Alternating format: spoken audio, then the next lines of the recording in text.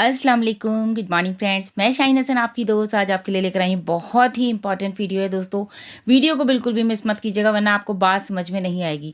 तो सबसे पहले तो अगर आप मेरे चैनल पर पहली बार आए हैं तो मेरे चैनल को ज़रूर सब्सक्राइब कर लीजिए, बेल आइकन को ज़रूर हिट कीजिएगा ताकि लेटेस्ट वीडियो लेटेस्ट अपडेट आपको मेरे चैनल से लगातार मिलते रहें। तो दोस्तों बहुत इंपॉर्टेंट टॉपिक पर हम यहाँ बात करने जा रहे हैं जो कि हमारे बैक ऑफिस में आपने देखा होगा एक पोस्ट आई है, उसके ऊपर हम यहाँ पर बात करेंगे।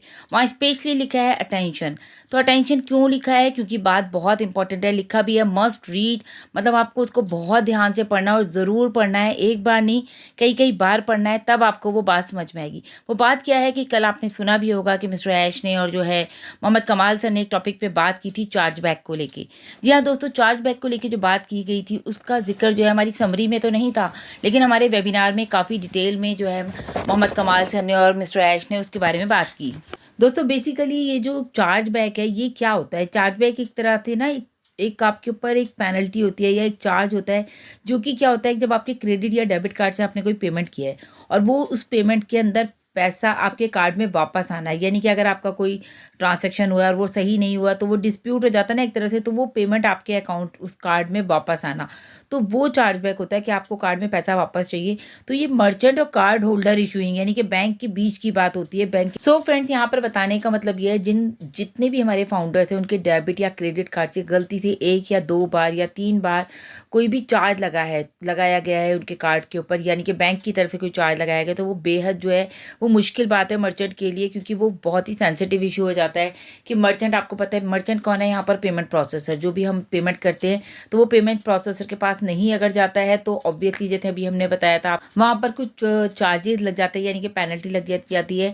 तो मोहम्मद इंजीनियर कमाल सर ने भी बताया कि ये बहुत ही सीरियस मैटर है, फाउंडर्स को इस बात को समझना चाहिए कि अगर वो एक कार्ड से पेमेंट एक कर रहे हैं, 2 कर रहे हैं और फिर बाद में क्या होता है, बाद में जो है अगर आपके क्रेडिट कार्ड से या एक से अधिक चार्ज लिया जाता है तो आपको क्या होता है, आपको प्रोटोकॉल कंपनी का फॉलो करना पड़ेगा, और अगर आप फॉलो नहीं करेंगे तो यहाँ पर बहुत ज़्यादा प्रॉब्लम हो जाएगी। स्पेशली वहाँ पर सेकंड पॉइंट लिखा है, अगर आप सॉर्ट आउट नहीं कर पा रहे हैं, बाई चांस इस प्रॉब्लम को सॉर्ट आउट नहीं कर पा रहे हैं, तो हमारी हेल्प कीजिए प्रॉब्लम को ख़त्म करने के लिए, मतलब हमारी मदद कीजिए।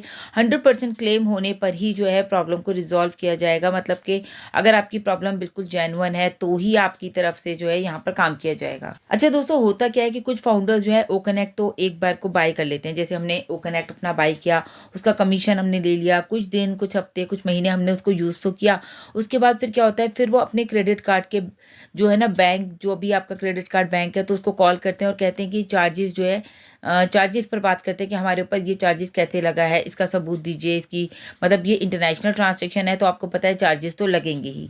और स्पेशली बोला गया है this is not acceptable at all, किसी की भी इस बात को जो है एक्सेप्ट नहीं किया जाएगा, क्योंकि दोस्तों इस सब में जो है ना क्या होता है कि आपका पेमेंट प्रोसेसर के पास पेमेंट नहीं गया, या बैंक से पैसा ज़्यादा कट गया, या कट गया इधर कट गया उधर कट गया, इन सब के बीच में क्या होता है कि कंपनी का जो है ना बहुत ज़्यादा टाइम वेस्ट हो जाता है, और उनकी एनर्जी, उनकी जो मेहनत होती है उन सब का मतलब उनका माइंड भी डिस्ट्रैक्शन हो जाता है एक तरह से, कि काम करते करते एकदम ये सारी प्रॉब्लम्स आ जाती हैं, अब इनको सॉर्ट आउट करें या काम पर फोकस करें, और इतना ज़्यादा पेनल्टी लगता है, आप मान नहीं सकते कि $400 तक यहाँ पर जो है चार्जेस लग जाता है, कंपनी को देना पड़ता है। तो अब आप सोचिए ऐसे अगर 1000 लोग निकल आए हैं तो फिर कितना, मतलब 1000 लोग और क्लेम कर रहे हैं कि हमारा पैसा कट गया, तो क्या है कि कंपनी को हर हर बंदे को $400 जो है हर बार देना पड़ेगा, पेनल्टी है चार्ज उनको देना पड़ेगा, तो ये बहुत ज़्यादा कंपनी के ऊपर क्या इफेक्ट पड़ेगा आप सोचिए। जी हाँ दोस्तों, ये मैसेज बहुत ही स्ट्रिक्टली है और सभी फाउंडर्स के लिए है कि हम सभी फाउंडर्स को इस चीज़ का बहुत ध्यान रखना है कि ऐसे चार्जेस हमारे ऊपर ना लगें। और एक चीज़ वहाँ पर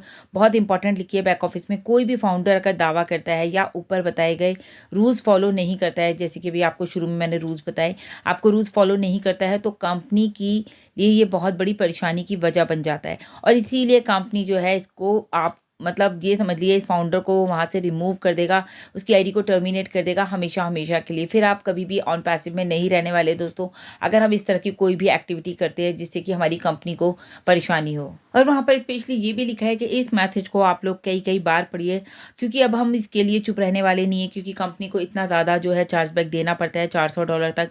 तो उन्होंने कहा कि हम लोग लगातार आगे बढ़ रहे हैं, तो अब हम यहाँ पर चुप नहीं रहेंगे कि आप लोग इन चीज़ों को ख़त्म कीजिए, इन चीज़ों को बहुत ध्यान से अपनी पेमेंट पेमेंट को किया कीजिए। और जो भी आपको ये इस तरह के इश्यूज़ आ रहे हैं, तो प्लीज़ अगर आपको समझ में नहीं आ रहा तो किसी न किसी लीडर से बात कीजिए ताकि वो आपकी प्रॉब्लम को सॉर्ट आउट करे। तो ये तो था बैक ऑफिस का अपडेट दोस्तों। उसके अलावा आपको पता है कि कल जो हमारा कॉर्पोरेट वेबिनार हुआ, उसमें स्पेशली बताया गया कि 16 जनवरी के बाद जो है हम किसी का भी इंतज़ार नहीं करेंगे। जिन लोगों को आईडी एक्टिवेट करनी है तो प्लीज़ अभी के अभी ध्यान से कर लें। अभी आपके पास 3-4 दिन है, यानी कि आज फ्राइडे हो गया, सैटरडे, संडे, मंडे, 4 दिन है। तो 4 दिन में बहुत आराम से आईडी हो जाएंगी। अपनी आईडी लेकर के बैठिए, चेक कीजिए कौन कौन सी आईडीज आपकी हो गई हैं, कौन सी रह गई हैं। क्योंकि अगर आपकी दोस्तों एक भी आईडी रह जाती है तो उसमें नुकसान आपका ही है, आपको वहाँ पर ट्रैफिक नहीं मिलेगा।